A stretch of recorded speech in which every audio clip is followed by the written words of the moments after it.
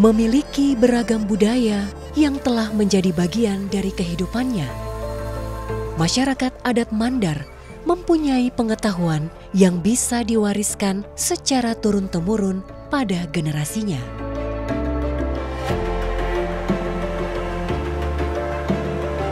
Ketika kita harus melihat pergeseran, itu pasti ada. Pergeseran yang dimaksudkan di sini adalah pergeseran kebiasaan-kebiasaan, itu pasti ada.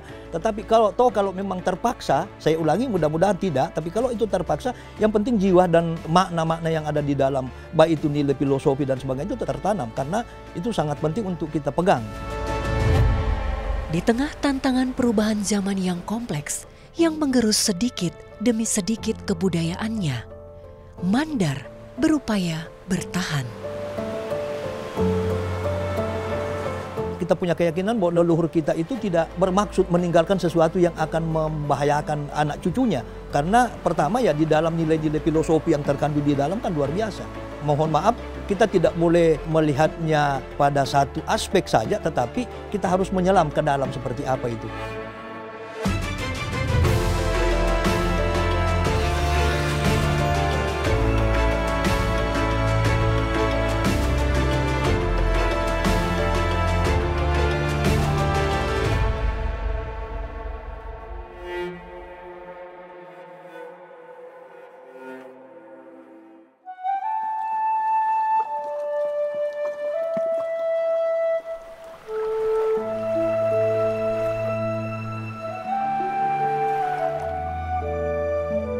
Masyarakat adat Mandar berasal dari Sulawesi Barat dan tersebar di beberapa wilayah lainnya. Mereka bermukim di pesisir dan pegunungan.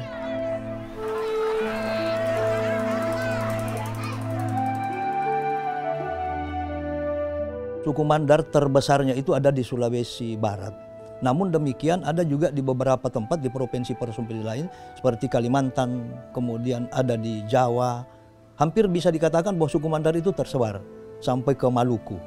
Ketika kita berbicara tentang Mandar, maka kita tidak akan pernah lepas dari kenangan sejarah di mana ada proses pertemuan 14 kerajaan besar yang sering orang katakan Pitu Bana Winanga dan Pitu Ulun Nasalu.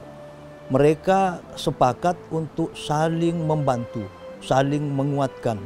Dari kesepakatan itulah muncul etnis atau suku Mandar yang kita kenal saat ini. Pertama, Mandar bisa berarti sungai, air yang mengalir, yang dalam pendekatannya itu kita temukan di daerah Tinambung, Polowali. Itu ada sungai yang besar. Kemudian ada juga yang menerjemahkan Mandar itu adalah Mandara, berasal dari kata Mandara, yang dalam pemahaman orang Mandar, Mandara itu sama dengan Paindo, bercahaya.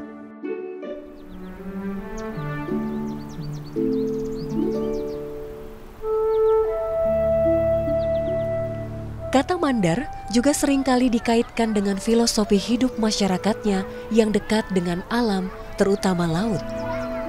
Mereka memiliki keahlian dalam pelayaran dan perdagangan.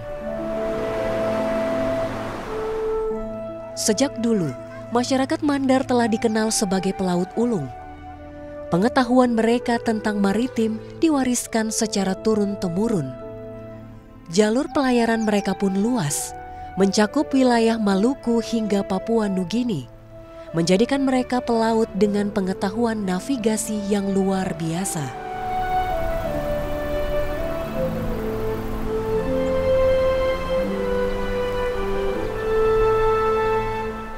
Itu pertama mereka mampu membaca tanda-tanda alam. Tanda-tanda alam yang dia baca itu pertama di perbintangan. Saya pernah dengar dari seorang orang tua yang saya juga anggap dia adalah pelaut ulung. Kalau dia berlayar itu cuma memasukkan kakinya ke dalam laut, dia sudah tahu bahwa kita sudah berada di perairan ini.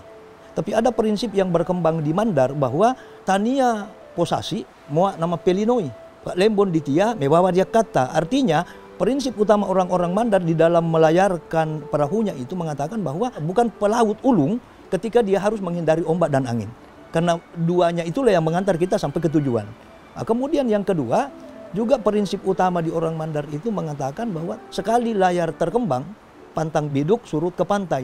Ini bukan nekat ya, tetapi tekad. Artinya sekali kita punya niat yang baik, maka jangan ada tantangan yang harus memberhentikan kita di dalam mencapai tujuan itu. Keahlian suku Mandar dalam membuat perahu sudah tak diragukan lagi. Perahu sandek merupakan perahu layar tradisional khas Mandar. Perahu ini tanpa mesin, namun bisa berlayar dengan kecepatan tinggi. Bentuknya runcing dan ramping. Dulunya, para pelaut Mandar menggunakan perahu ini sebagai alat transportasi perdagangan yang mampu melintasi samudra hanya menggunakan tenaga angin. Hal inilah yang menjadikan sandek merupakan entitas dari suku Mandar yang terus dilestarikan.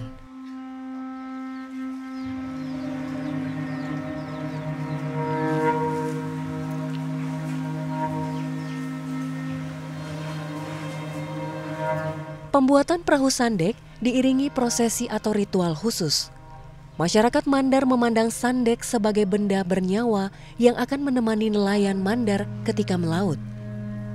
Mereka percaya bahwa semakin baik perlakuan mereka saat pembuatan dan perawatan sandek, maka semakin baik pula hasil niaga yang akan diperoleh.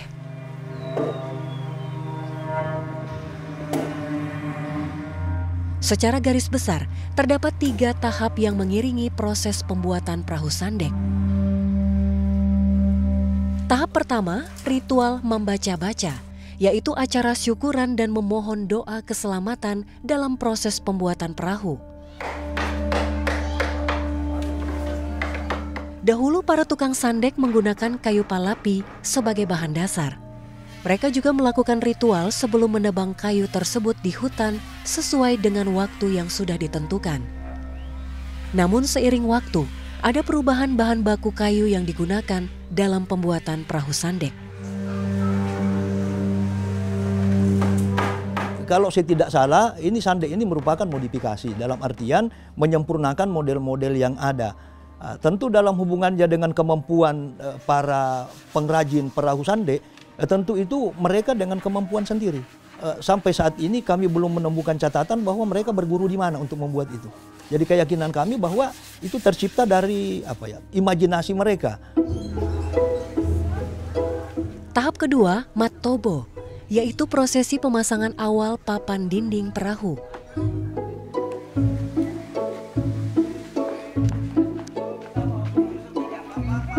Selanjutnya, proses palayarang, yaitu memasang tiang layar sebagai penggerak utama perahu yang juga diiringi dengan doa sebagai pengharapan kuatnya tiang layar yang akan digunakan.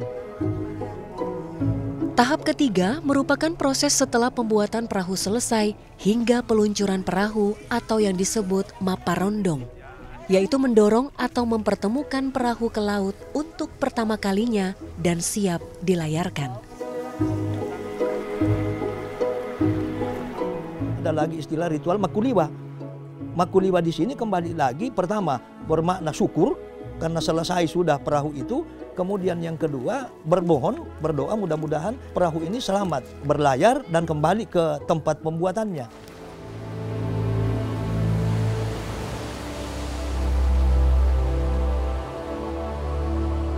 Bagi mereka yang ingin merasakan semangat nenek moyang terdahulu, berlayar dengan sandek adalah cara terbaik untuk memahami jiwa Mandar sesungguhnya.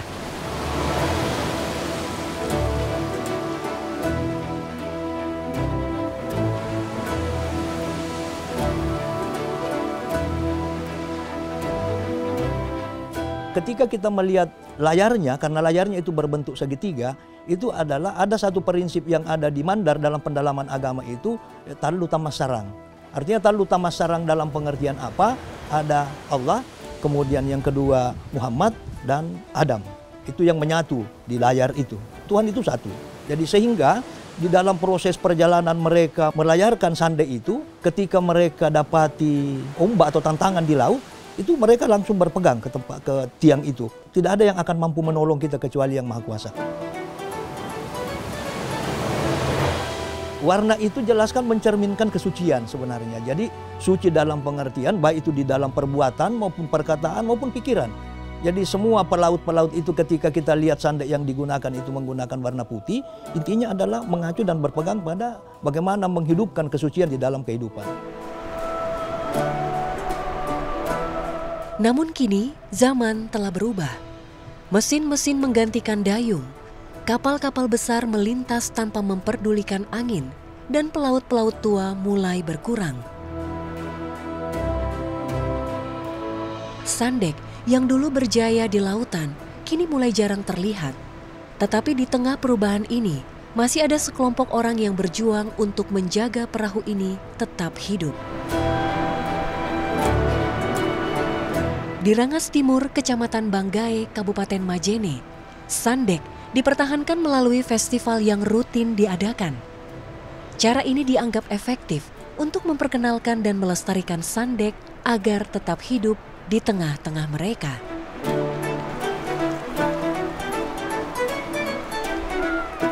Leluhur-leluhur kita itu juga sudah istilahnya punya pegangan bahwa antara laut dengan kehidupan kita tidak boleh dipisahkan.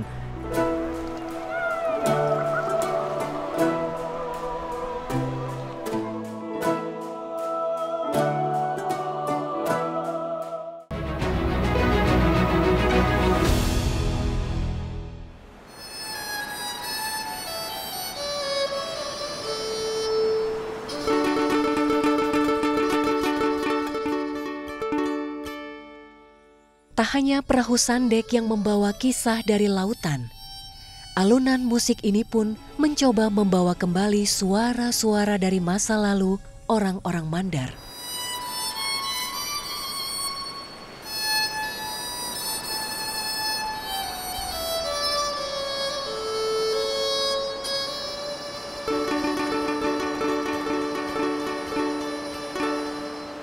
Terdengar begitu syahdu, menghibur dan bermakna. Mereka menyebutnya Pasayang-sayang.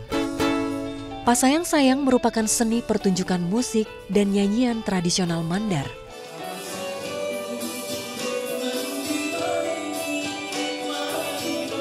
Sebenarnya Pasayang-sayang itu adalah satu buah lagu yang mengambil konteks dari berbalas pantun dari sepasang wanita dan laki-laki.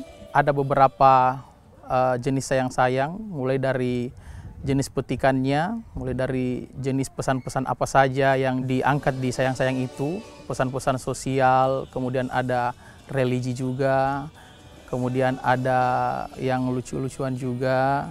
Ya, itu yang kemudian diangkat dalam sebuah makna di setiap lirik sayang-sayang.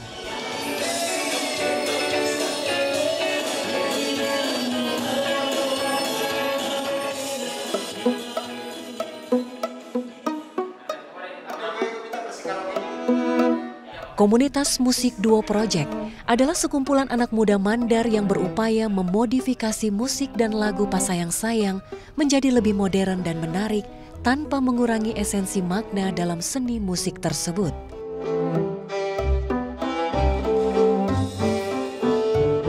Itu bertujuan untuk bagaimana kita bisa menarik teman-teman komunitas-komunitas yang muda-mudi gitu supaya bisa lebih tertarik lagi untuk bermain sayang-sayang seperti itu, Mbak.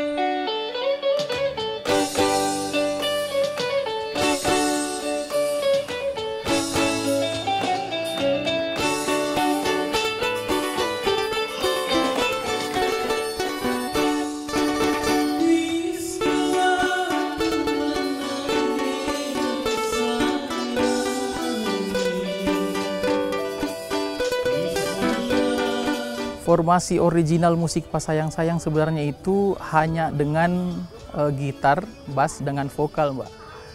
Yang kemudian dua proyek ini berusaha mengembangkan bagaimana supaya sayang-sayang ini bisa berkembang, tidak monoton di kalangan muda-mudi. Jadi kami ini tambahkan beberapa alat musik seperti biola, seperti perkusi, drumpet juga. Itu sebenarnya untuk membuat sayang-sayang ini lebih menarik dan tidak monoton tanpa mengurangi esensial dari originalitas sayang-sayang itu sendiri.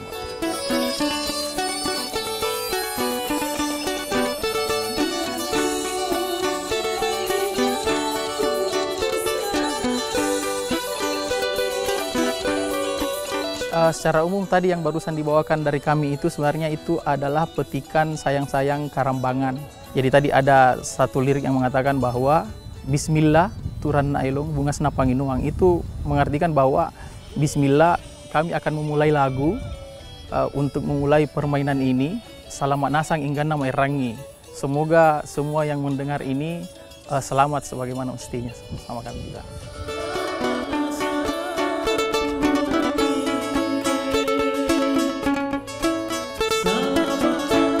Pas sayang-sayang ini memang pure hiburan dari hajatan-hajatan, nikahan, atau acara-acara tamu dari luar juga. Jadi kami jangka panjangnya sebenarnya dari 2 proyek ini akan terus memanfaatkan platform musik, platform media sosial seperti YouTube itu untuk kami lempar ke media sosial agar bagaimana musik sayang-sayang ini tetap dikenal, Mbak, tetap masuk dalam salah satu genre musik yang asik begitu, Mbak.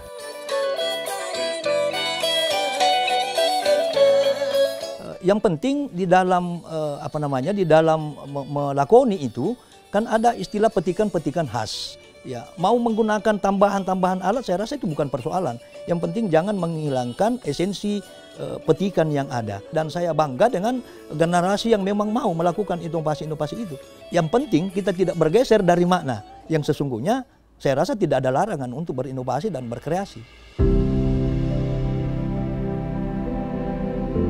Seandainya sayang-sayang ini tidak menjadi perhatian bagi komunitas-komunitas yang lain, akan ada pergeseran kebudayaan musik tradisional yang ada di Mandar ini.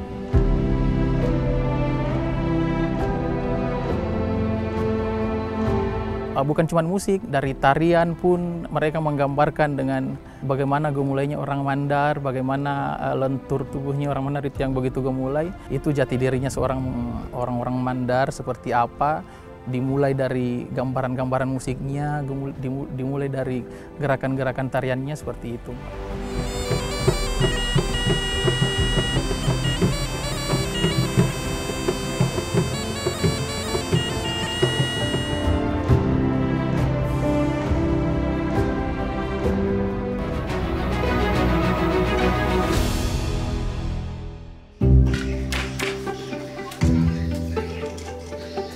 Kain-kain ini disebut lipa sakbe Mandar atau sarung tenun Mandar.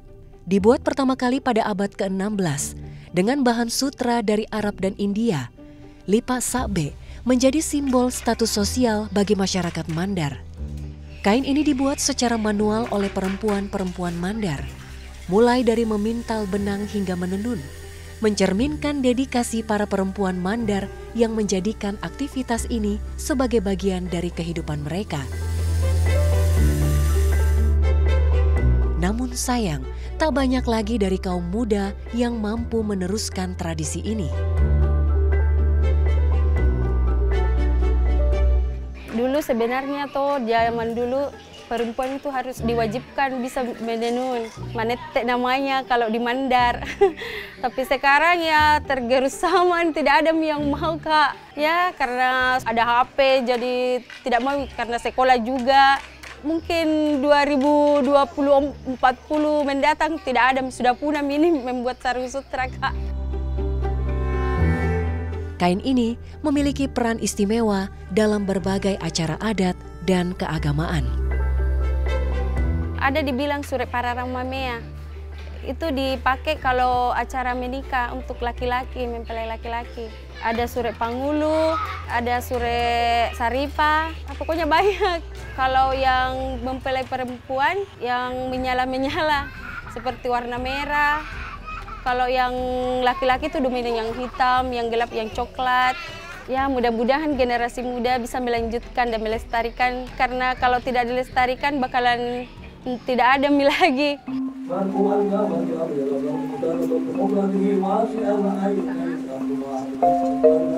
Suku Mandar memiliki tradisi dan upacara adat yang syarat akan nilai-nilai spiritual, sosial, dan estetika. Salah satunya adalah tradisi dalam rangkaian pernikahan. Keluarga ini sedang melakukan ritual masaula tonakaweng, yakni sebuah ritual yang dilakukan sehari sebelum pesta pernikahan berlangsung. Proses masaula dirangkai dengan pembakaran dupa dan lilin dengan tujuan untuk meminta keselamatan sekaligus sebagai tanda rasa syukur. Bayangkan saja orang tua yang memelihara anak, ya, itu tidak semudah yang kita bayangkan. Jadi ketika sampai pada titik dilamar, kemudian masuk di titik pernikahan, itu kesyukuran diluapkan melalui itu. Kemudian yang kedua juga itu adalah doa. Masaula itu kan syarat dengan nyala-nyala api, yang intinya adalah anak-anak itu ditantang sebenarnya, bahwa ketika di dalam kehidupan, entah itu anak-anak yang sudah beranjak dewasa atau anak-anak yang akan masuk di dalam sebuah rumah tangga, jangan pernah membayangkan bahwa itu akan selamanya indah kehidupan itu. Tantangan itu pasti ada, badai pasti ada di dalam kehidupan. Artinya apa? Persoalan dalam rumah tangga, separah apapun, kalau boleh jangan diekspos ke mana-mana. Mereka berdua, ya, sebagai pasangan suami istri itu mampu memadamkan tanpa dipahami oleh atau didengar oleh orang-orang lain. Setelah ritual masaula, ada pula melatigi, yakni upacara pemberian latigi atau daun pacar oleh tokoh adat kepada mempelai wanita pada malam sebelum akad nikah berlangsung.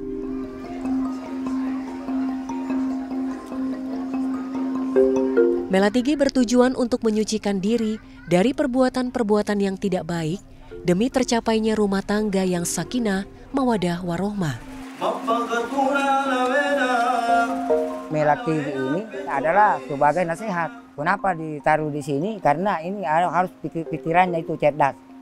Nah, di sini yang latiginya supaya itu tengok ke kanan untuk mencari nafkah yang halal.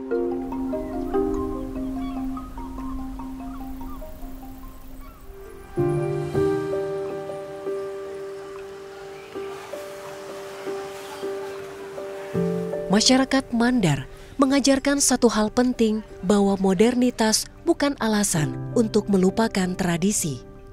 Sandek masih berlayar, musik pasayang-sayang masih didendangkan, kain tenun masih dirajut oleh tangan-tangan terampil, serta tradisi yang menjadi pegangan hidup masih terus dilakukan. Budaya mereka bukan hanya masa lalu, tetapi juga masa depan yang terus mereka jaga bagi generasi Mandar selanjutnya.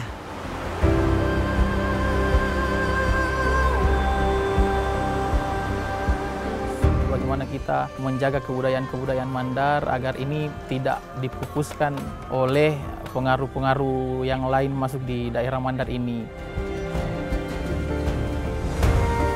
Bagaimana kita memagari anak-anak kita ini untuk tetap bisa menerima warisan ini, karena itu demi keselamatan hari ini dan masa depan.